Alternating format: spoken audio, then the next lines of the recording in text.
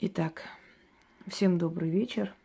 Как вы знаете, в мире очень многое, да почти все, решают деньги, материальность. Есть деньги, можно решить вопросы, можно вылечиться, можно поехать отдыхать, можно помочь другому человеку, да вообще можно спасти чью-то жизнь с помощью своих денег, связей. А связи и есть деньги, имущество, возможности, могущество и так далее. Я вам дарила множество заговоров, ритуалов во время кризиса, во время всего этого мракобесия, которое недавно было. Для того, чтобы люди могли пережить этот трудный момент, выжить.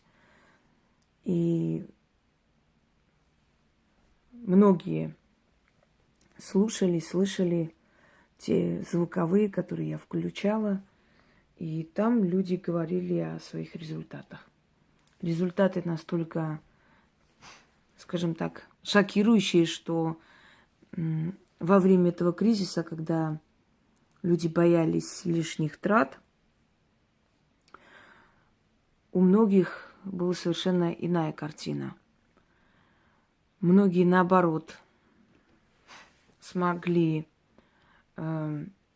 построить дачу, довершить ремонт. Да вообще получили столько заказов и столько работы, сколько не было никогда. Если помните, антикризисный заговор моей прабабушки я вам дарила, спасительные аяты мироздания. Кстати, я этот цикл продолжу. И вот сейчас я хочу вам подарить такой денежный заговор, весьма эффективный и сильный, как всегда быть при деньгах.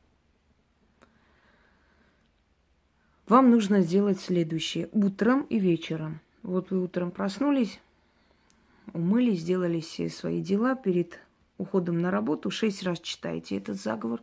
И вечером, когда ложитесь спать, читайте этот заговор. И у вас всегда будут деньги. Всегда. Я вообще рекомендую, читая заговор, держать в руках либо драгоценность, либо деньги, либо кошелек. Так оно усиливается. Хотя оно и так срабатывает, но оно усиливается процентов на 30-40, оно усиливается, когда рядом есть денежная энергия. Начитать на что-то такое, что несет в себе энергию денег. Заговор такой. Обращение к денежным духам. Мы к этим духам обращались в нескольких ритуалах. Это очень древние силы, и к этим силам обращались с древних времен. Почему я иногда использую такие древние понятия и древние зазывы вместе с моими работами, то есть добавляя свое, усиливая? Потому как вы сами понимаете, что силы, которые обладали мощью много тысячелетий, и к ним обращались, и все время их питали этой энергией, естественно, они быстрее помогают. Это и есть в некотором смысле ключ в заговоре. Есть ключ, открывается этот ключ, и у вас получается. Даже если вы не обладаете силой, у вас получаются мои заговоры и ритуалы. Именно по той причине, что туда я внедрила уже ключ. Понимаете? И еще раз вам говорю, никто никогда не дарил свои работы в таком количестве, никто никогда не дарил такие действенные работы. И уж тем более не старался найти и создать, и дать людям такие работы, в которых, скажем так, призыв к этим древним силам, то есть ключ искать. Я часто просто промелькивает, там, летит рядом с моими роликами. Все же хотят быть похожи на меня, да? И вот они какие-то абсурдные ритуалки выдают народу, такую херотень всякую. Ну, в общем, ересь какая-то, ни о чем. И я хочу объяснить, почему эти заговоры обладают силой, а вот та ересь нет. Во-первых, потому что она создана на быструю руку, что-нибудь там. Деньги, деньги, приходите, не знаю, и кошель мой наполняйте, чтобы все у меня было хорошо, чтобы я хорошо торговал. Ну, в общем, ни о чем. Во-первых, потому что оно лишено ключа. Нет ключа, нет зазыва, нет призыва, нет силы, которым это привязано. Во-вторых, абсурдность. Есть такое понятие, как цель. Ты должна бить в цель. Ты должна дать задание этим силам, что именно ты хочешь, что они для тебя должны принести. Одним словом, этим искусством нужно обладать. И кроме всего прочего, это тебе должно быть дано. Через тебя силы должны передавать эти работы людям, которые им помогут. Не всем это дано. Точно так же, как любой человек, который купил акварель или масляные краски, неважно какие, не факт, что он может также писать картины, холсты, как Айвазовский. Итак, читать утром и вечером. Ну, можете перед сном, можете просто вечером прочитать. Одним словом, 2 раза в день. И для усиления держите в руках либо золотую или серебряную вещь, либо деньги, либо кошелек. И у вас всегда будут деньги. На все будет хватать. Начнем. На севере Рухан и Нарон. На юге Адикал, Арти и Стын. На востоке Даг и Атан. Вы обогатили богачей и правителей. Я взываю к вам, и голос мой поднимается к небесам. И все свершается там. Соберитесь, древние силы, найдите царские могилы. Как цари те были богаты, хранили в сундуках серебро и злато, как они жили да не тужили. Так мне жить, деньги в сундуках хранить, золото в мешках копить, есть и пить. Кому как, а мне быть жизнью довольной.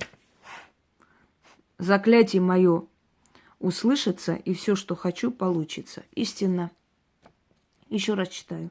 На севере Рухан и Нарон, на юге Адикал, Арти и Стын, на востоке Даг и Атан. Вы обогатили богачей и правителей. Я взываю к вам, и голос мой поднимается к небесам, и все свершается там. Соберитесь, древние силы, найдите царские могилы. Как цари те были богаты, хранили в сундуках серебро и злато, как они жили да не тужили, так мне жить, деньги в сундуках копить, золото в мешках. Деньги в сундуках хранить, золото в мешках копить, есть и пить. Кому как, а мне быть жизнью довольной. Заклятие мое услышится, и все, что хочу, получится. Истинно. Читать 6 раз, я прочитаю 3 раза. На севере Рухан и Нарон, на юге Адикал, Арти и Стын, на востоке Даг и Атан. Вы обогатили богачей и правителей. Я взываю к вам, и голос мой поднимается к небесам, и все свершается там. Соберитесь, древние силы, найдите царские могилы. Как цари те были богаты, хранили в сундуках серебро и злато, как они жили да не тужили, так мне жить, деньги в сундуках хранить, золото в мешках копить, есть и пить. Кому как, а мне быть жизнью довольной. Заклятие мое услышится, и все, что хочу, получится. Истинно. И еще раз хочу напомнить. Волшебный заговор к деду Сидору на приумножение. Оно работает и на приумножение вашего имущества. Если у вас нет хозяйства, а хозяйство есть вообще на зависть, приумножается. Этих курей и гусей некуда девать. Столько их вообще становится. Анея, ведьма Анеюшка, Соломонидушка. В общем, очень много чего, что может вам, скажем так, помочь жить в достатке. Мы уже который год с вами вместе, и который год мы слышим друг о друге самое лучшее и довольны друг другом. И это меня радует. Я всегда для себя говорю как мантру: пусть колдовство мое будет удачной, и людям на радость, и мне во славу. Делайте. Не ленитесь, делайте, просите, получайте, живите хорошо. Потому что когда человек живет хорошо, когда человек живет в достатке, он и добрый, он и... Согласитесь, что все ссоры в семье всегда из-за материального. Из-за тесноты, из-за того, что нет возможности снимать квартиру, жить отдельно, уделять своей молодой семье больше внимания. Из-за того, что думаешь о завтрашнем дне, озлобленность, усталость. Понимаете, не все, конечно, но 80% ссор, нервов и всего-всего это из-за нехватки денег, из-за нехватки материального блага. Когда люди довольны жизнью, они любят друг друга и собираются, и очень уважают друг друга и так далее. А когда кто-то может себе позволить помаду там за 5000, а ты не можешь даже за садик ребенка заплатить, потому что ни в какую не получается. О какой доброте, о каком там богатстве души может идти речь. Естественно, человек озлобленный и так далее. Вначале обеспечьте себя материальные блага, а потом уже думайте о любви, родить еще ребенка, еще чего-нибудь. Тогда вы можете это делать спокойно. Вы никогда не спрашивали себя, почему, например, дедушки, бабушки и внуков любят больше, чем своих детей. Потому что когда они родили ребенка, им было не до ребенка. Они работали как ишаки. Ребенок рос вечно у бабушки. А мы создавали для них, создавали и создавали. И когда уже вы человек взрослый, у вас уже дом есть, уже какая-то стабильность есть, и тут рождается ребенок. И вот ты тогда ощущаешь вот это чувство родителя, потому что в свое время, в своей молодости тебе некогда было это ощущать и чувствовать.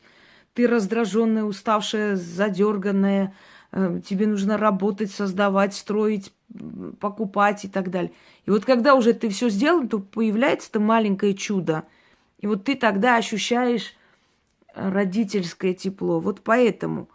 Опять же, из-за материального, потому что в таком возрасте ты человек обеспеченный и можешь себе позволить уже и любить, и радоваться жизни. Понимаете, почему я призываю всегда сначала строить карьеру, сначала подняться, найти себя в этой жизни, а потом уже отдаваться чувствам и прочим, и прочим. И помните мои знаменитые выражения. Лучше плакать от любви в шубе и в бриллиантах, сидя за рулем дорогого авто, чем на помойке. Согласны со мной? Как-то, когда у тебя есть все, что ты хочешь, даже душевная пустота как-то легче переносится. Понимаете? Даже боль легче переносится, потому что ты можешь себе позволить и погоревать, и несколько дней не работать, никуда не ходить. Можешь позволить, потому что тебе завтра есть что поесть, и послезавтра, и вообще. И когда у тебя есть отложенная какая-то сумма, ты себя чувствуешь спокойнее. Вот о чем речь. Так что делайте, просите и получайте. И живите в свое удовольствие. Всем удачи!